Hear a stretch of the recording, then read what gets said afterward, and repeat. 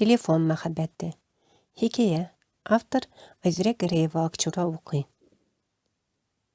Туган көн кичәсе кызганнан кызды. Кемнәрдер бийеде, кемнәрдер җырлады. Дусларын биразга үзләрен генә калдырып, Малик фатир ишек төбенә чыкты. Тәмәке тарткан арада телефоннан СМС хәбәрләре карады. Ни генә дисәң дә, рәхәт инде котлау сүзләрен уку. Тик менә Римма гына шалтыратмый да, хәбәр дә җибәрми. Бик еракта шул ул. Петербургка эш белән китүе дә берничә атналык кына дип уйлаган иде, айларга сузылды. Сөйгәне киткәнгә 2 ай инде. Һаман Казанга әйләнеп кайта алмый. Соңгы атналарда бөтенләй шалтыратмый да диярлек. Эш күп дигән була. Бүген аның туган көне бит. Монда инде нинди эш турында уйлап тору? Егеткә яман су булып китте.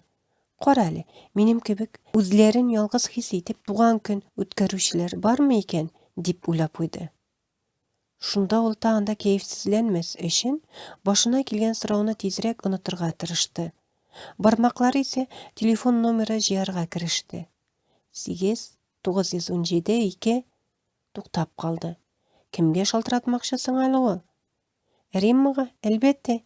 Нигә туган көнем белән котламыйсың дип сораргамы? Юләр икән бу дияр. Юк, кирәкми, кыз үзе шалтыратып котласын. Кулындагы телефонны кесәсенә тыкмакчы иде, күзе җыела башлаган номерга төште. 8-917-2 алга таба ничә. Мәлик үз алдына көлеп куйды да туган көне, айы, елы саннарын җыйды. Аннары үз-үзенә котлау җибәрде. СМС хәбәр язды. Туган көнең белән, син ялгыз түгел. Шуны җибәргәч, тагын кәефе күтәрелеп киткәндәй булды да, дуслары янына кереп китте. Җавап озак көттермәде. Егет өстәл янына килеп утыруга телефон тавыш чыгарып алды. Җавап мондай иде. Рәхмәт, котлыйм. Сез кем? Мәлик башта ышанмый торды. Кыек атып туры тидергән түгелмесең? Ул бит уйнап шаярып кына язган иде. Чыннан да туган көн бәйрәм итүчегә барып эләккән бит. Башкалар биегән арада СМС хәбәр язмакчы иде, үзен кем дип әйтергә белмичә аптырап калды. Турыдан-туры исемен әйтергәме, әллә юкмы? Шун исемен әйтсә, кызыгы бетәр кебек. Күптән түгел дуслары белән ночной дозор караганнар иде. Шуннан берәр исем алыргамы? Күп уйлап тормастан, күңеленә килгән беренче сүзләрне язды. Мин яктылык. Туган көннәрне ямьләндерүче. Ә сез кем? Җавап. Яктылыктан башка яши алмаучы Ярангөл. Әнә шунда җавап килде. Мәлик мондай кыю сүзләр көтмәгән иде. Димәк, аның белән менә шушы рәвешле гәпләшергә, сөйләшергә каршы түгел берәү. Туган көн кичәсе төнге эшләргә кадәр дәвам итте. Шуңарчы егет Ярангөлгә кабат язмады. Инде дуслары китүгә кабат телефонына үрелгән иде. Сәгатьнең ничә икәнен күргәч, язарга кыймады.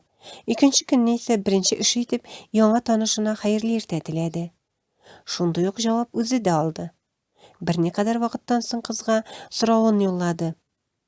Кичә сез ничәнче туган көнегезне үткәрдегез? 27-нче. Бер тирә картаябыз икән. Яктылык булганда гөлләр картаймый. Иртәнге сөйләшүләре шуның белән тамамланды. Көндәлек мәшәкатьләр белән вакыт узганы сизелмәде дә. Сәгать кичке 5 тулып киткәч, егетнең телефоны тавыш чыгарып алды. Балаларыңны бакчадан алырга, хатының эштән кайтуга җәй куярга онытма, дигән язу килде. Мәлик көлеп җибәрде. Кыз аның гаиләле кешеме юкмы икән беләсе килгән күрәсең. Кеше балалары кирәкми, җәй куеп көтәргә хатын юк, дип ачыктан-ачык язды. Ә менә кызның үзе турында сорамады. Әгәр дә гаиләле кеше булса, булай язмас иде, дип кенә юрады. 1-2 минут үтмәде, телефон кабат тавыш чыгарып алды. Әмма бу юлы хәбәр башка кешедән. Мәликнең кызы Риммадан иде. Туган көнең белән, кичә эш белән мавыгып онытып җибәргәнмен. Бәйрәм үткәрдеңме соң? Соңарган котлауга егет ни сөенергә, ни сөенмәскә белмәде. Менә туган көнен Римма барыбер исенә төшергән бит. Әйдә, соң булса да уң булсын. Мәлик аңа рәхмәтен юллады.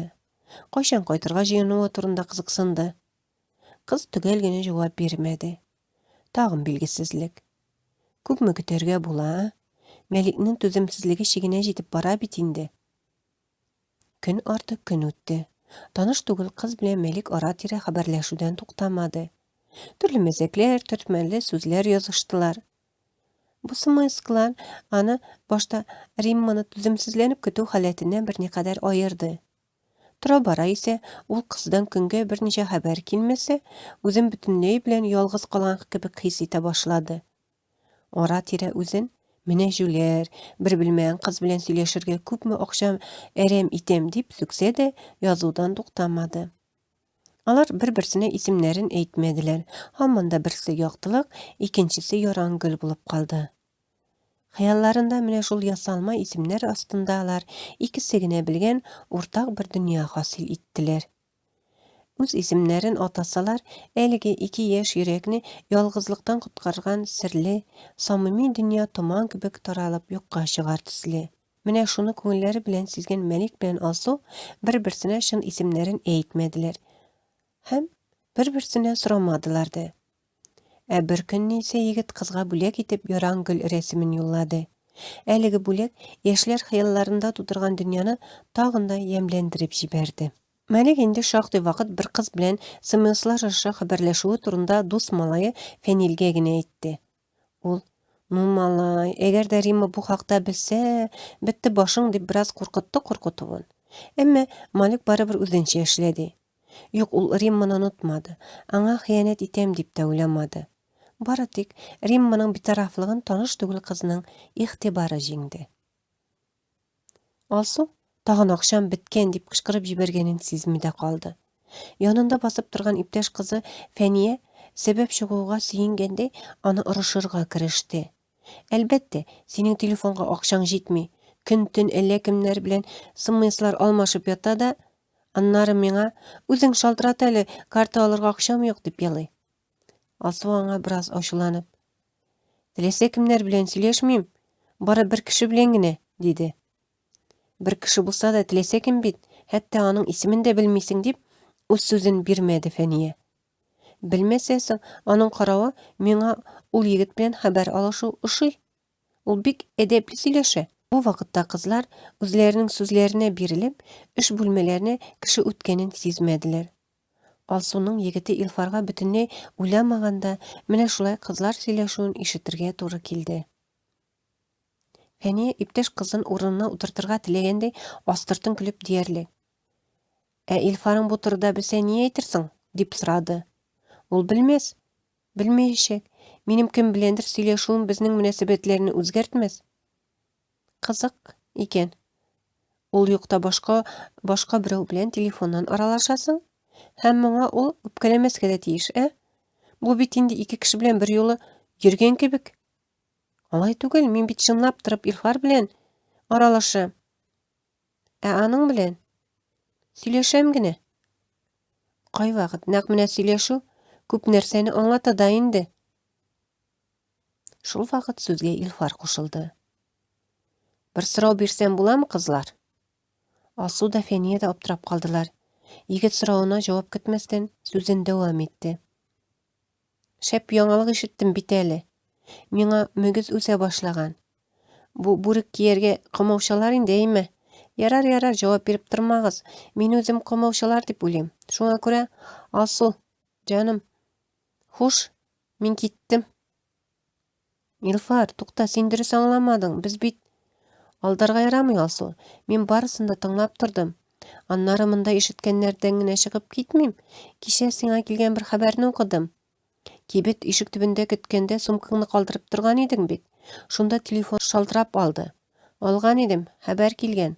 Анда Ярангөл сагынырга да өлгердем. Яктымны кая куярга белми башладым" дип язылган иде. Мин аны ачуымнан битереп ташладым. Менә хәзер сезнең сөйләшүне ишетмәсәм, бәлки оныткан да булыр идем. Шулай диде дә Илфар тиз атлап чыгып китте. Тик нигәдер аның артыннан Алсу җитешкәнче Фәния чыгып йөгерде. Егет чынлыкта сумка турында алдады. Юк, ул кызның сумкасын ачып карамады. Телефонны да үзе алып укымады. Кадерле тыңлаучылар, хикәянең дәвамы киләсе видеода тыңлый аласыз. Игътибарыгыз өчен рәхмәт.